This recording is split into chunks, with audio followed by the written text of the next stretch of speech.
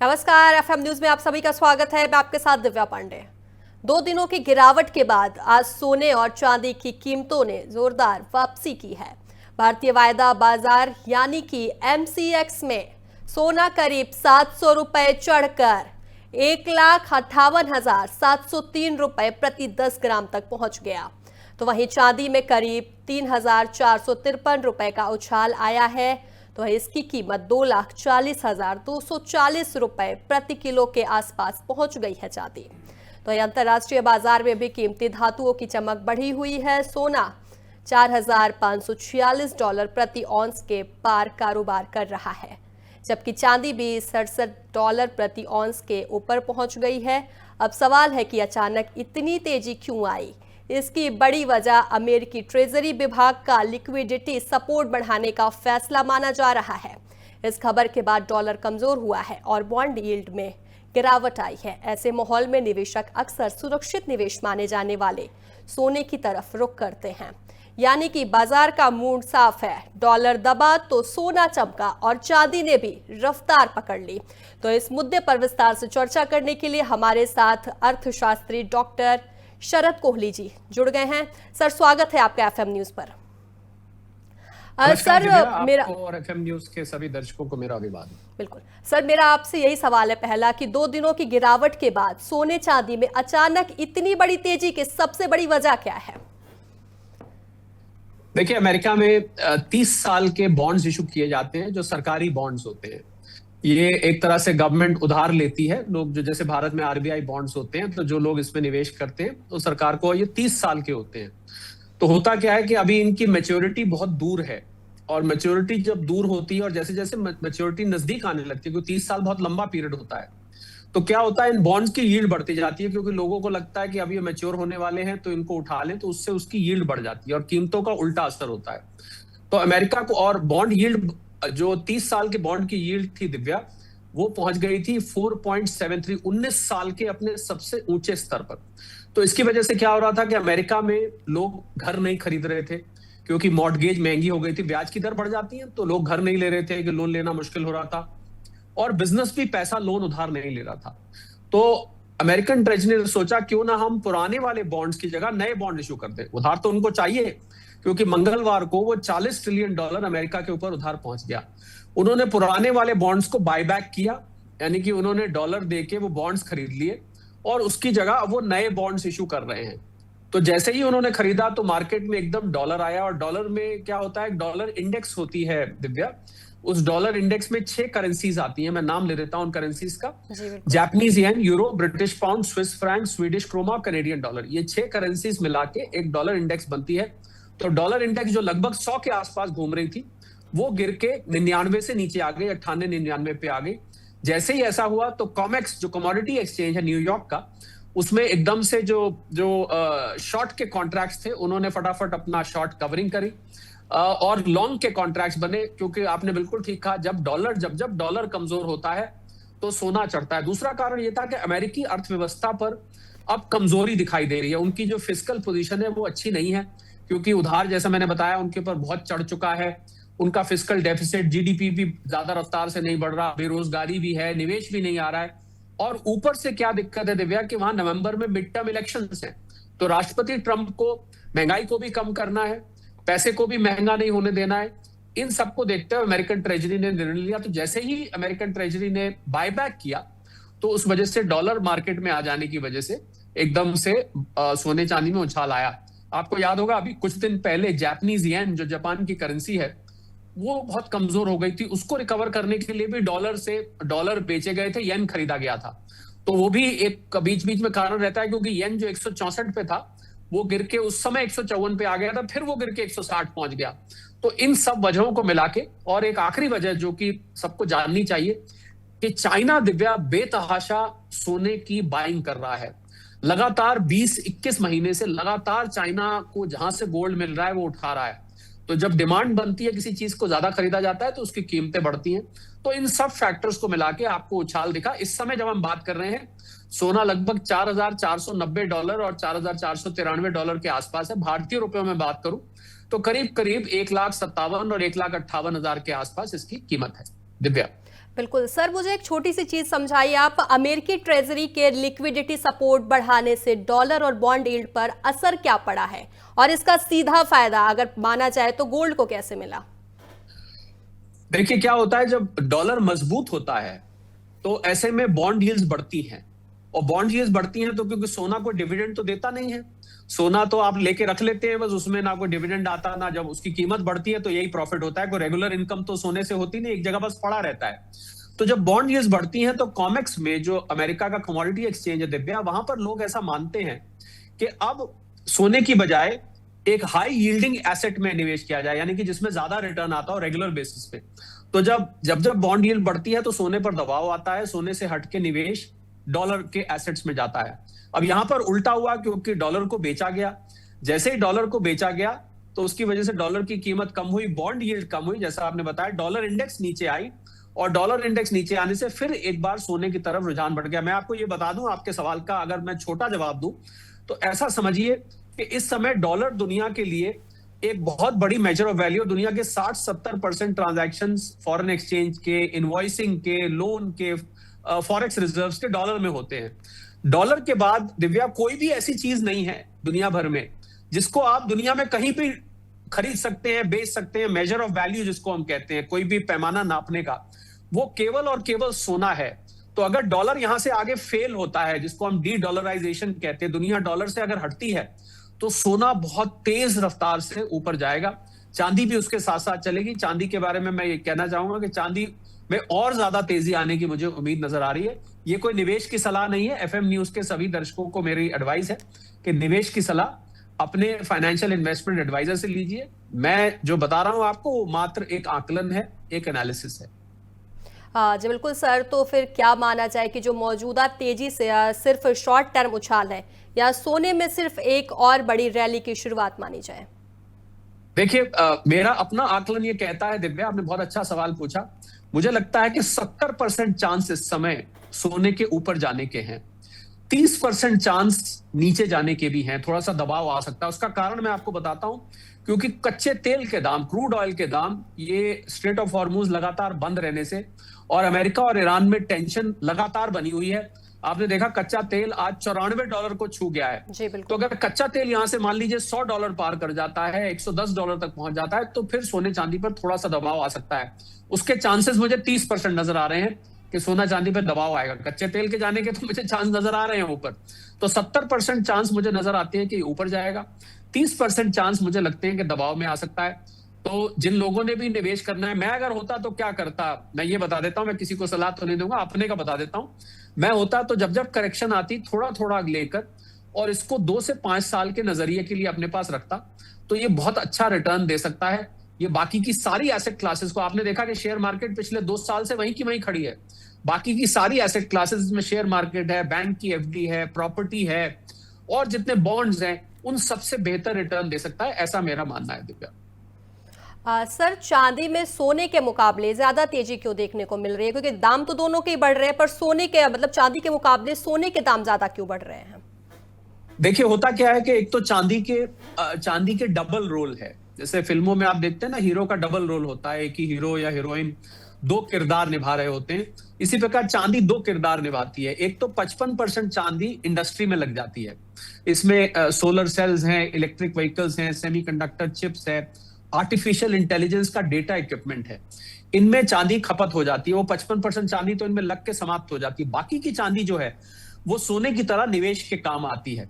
और क्योंकि चांदी सस्ती है, 2,40,000 अभी आपने जो रेट भी बताया प्रति किलो, तो एक गोल्ड सिल्वर रेशियो होता है दिव्या, जिसमें यानी कि 1:70 के आसपास चल रहा है इस समय।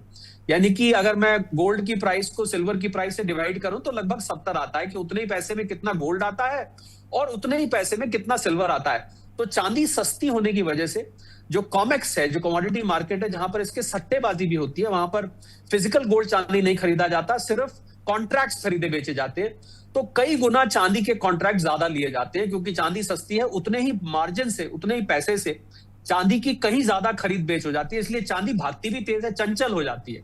चांदी ऊपर भी तेज जाती है, और जब गिरती है तो गिरती भी सोने से तेज है। ये कारण है। तो मुझे चांदी बहुत तेज भागती हुई, अगर सोना भागा तो चांदी उससे ज्यादा तेज भागेगी, ऐसा मुझे नजर आता है दिव्या। बिल्कुल।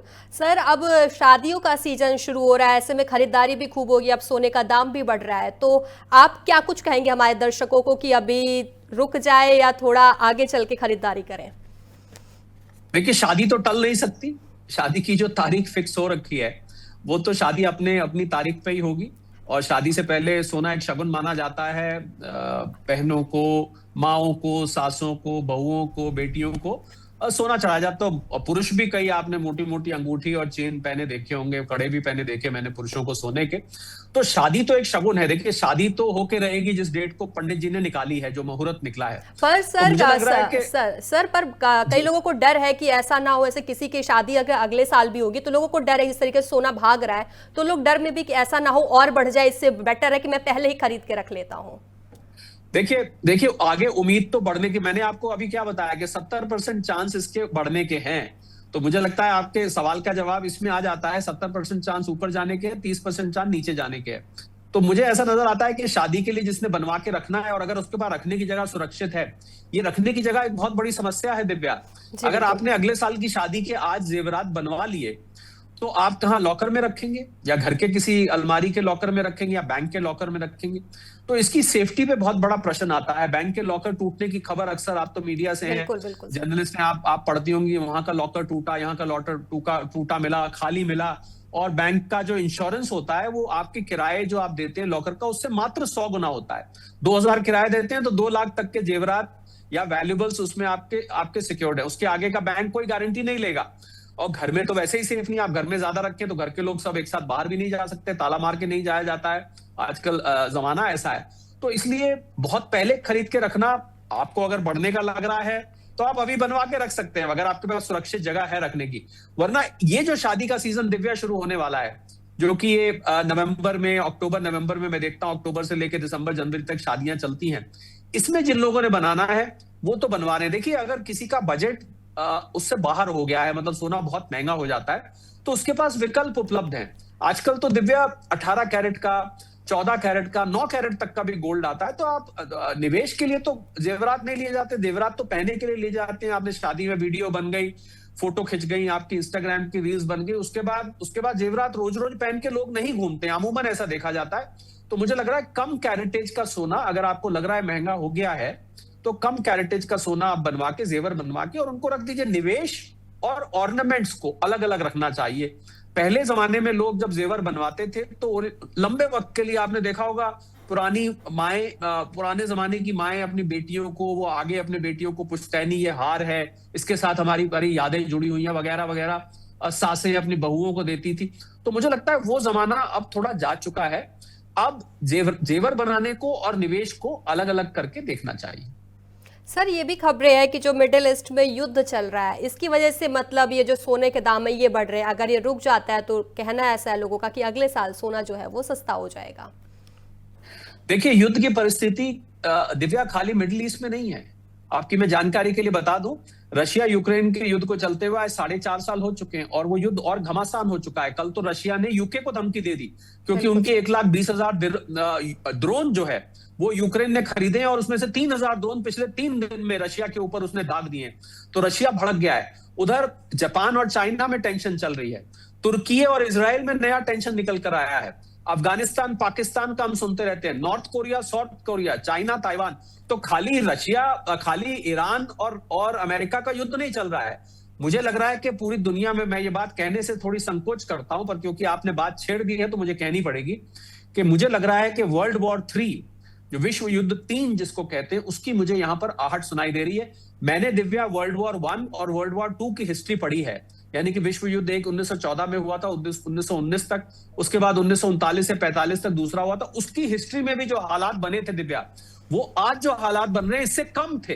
तब भी वो विश्व युद्ध हो गया था। तो अब ये हालात तो उससे ज्यादा भयावह बन रहे हैं।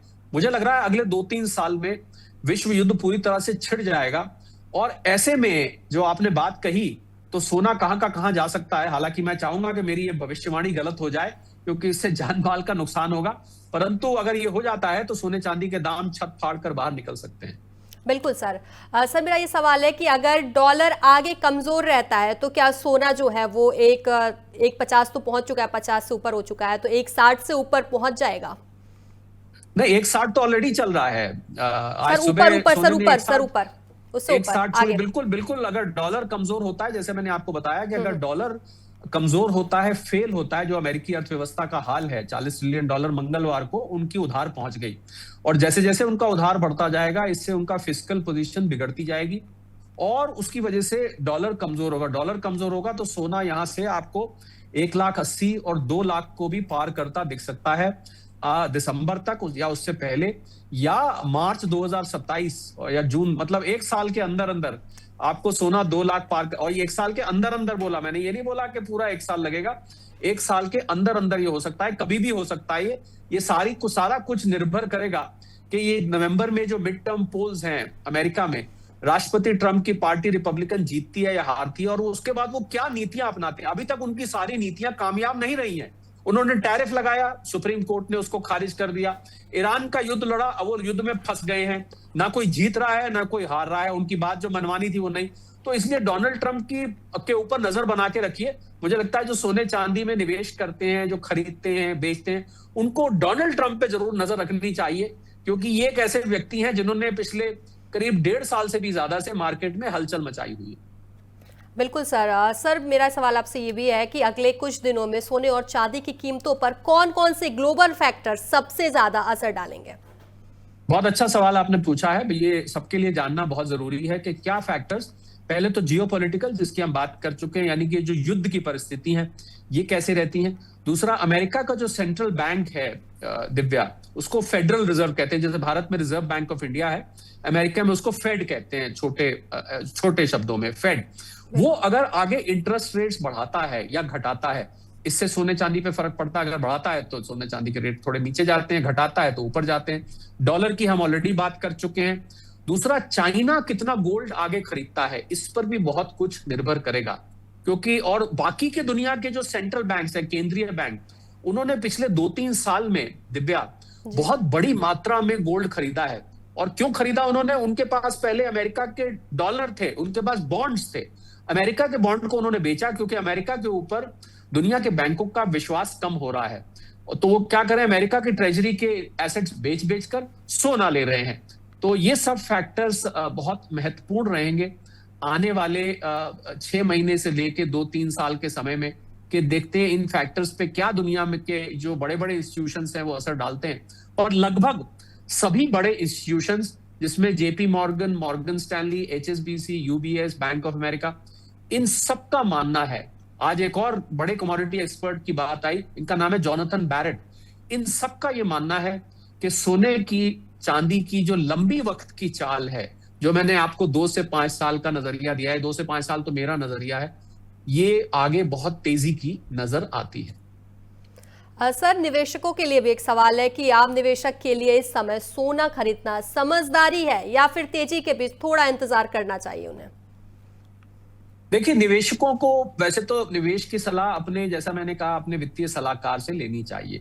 ठीक है, हम और आप बैठ के एक एनालिसिस कर रहे हैं, पर मुझे लगता है कि आपके ओवरऑल एसेट पोर्टफोलियो में जो आपके पास मान लीजिए 1 लाख रुपए हैं, तो उसमें कुछ ना कुछ सोना चांदी होना चाहिए, करीब 20% के आसपास।